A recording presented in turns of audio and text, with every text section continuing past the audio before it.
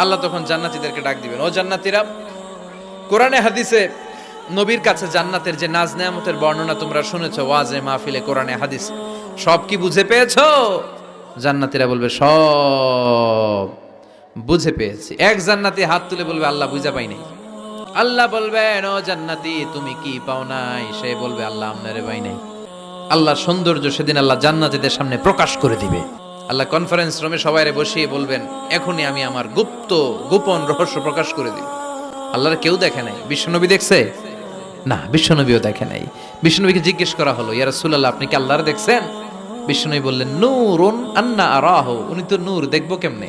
পর্দার অন্তরাল থেকে কথা বলেছেন, যা পাওয়ার সব পেয়েছেন, নিয়ে আবার দুনিয়ায় নেমে এসেছেন। চিল্লা এখন ঠিক কিনা?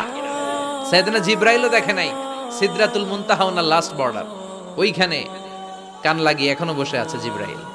নবীদের কাছে আসে, যা বলার আল্লাহ থেকে শুনে চলে আসে, কিন্তু আল্লাহরে দেখে। আল্লাহ তখন কোটি কোটি জান্নাতীদের সামনে পর্দা উঁচু করে নিজের নূরের তাজাল্লির ফোকাস দিবেন।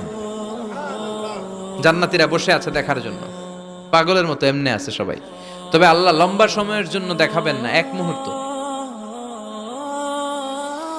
কয় মুহূর্ত? মাত্র একটা মুহূর্তের জন্য আল্লাহ নূরের তাজাল্লি দেখাবেন। জান্নাতীরা পাগল, কখন আসবে সেই মুহূর্ত? আল্লাহ হুট করে পর্দা উঠিয়ে নূরের তাজাল্লি দেখিয়ে দিবেন। জান্নাতীরা এই নূর দেখে পাগলের মতো এভাবে তাকিয়ে থাকবে, অপলক নেত্রে, চোখের পলক পড়ে না, তাকায় আছে, কিন্তু সামনে কিন্তু আর নূর নাই। আসছিল মাত্র এক মুহূর্তের জন্য। পর্দা খুলে দেখানো হয়েছিল কয় মুহূর্তের জন্য? এরপরেই পর্দা অফ, আর সামনে নাই। কিন্তু ওই এক মুহূর্তে কি যে নেয়ামত দেখলাম, ওইটা দেখে জান্নাতীরা একদম তাকিয়ে থাকবে পলকহীন ভাবে। এই এক তাকানোতে কয়েক হাজার কোটি বছর কেটে যাবে।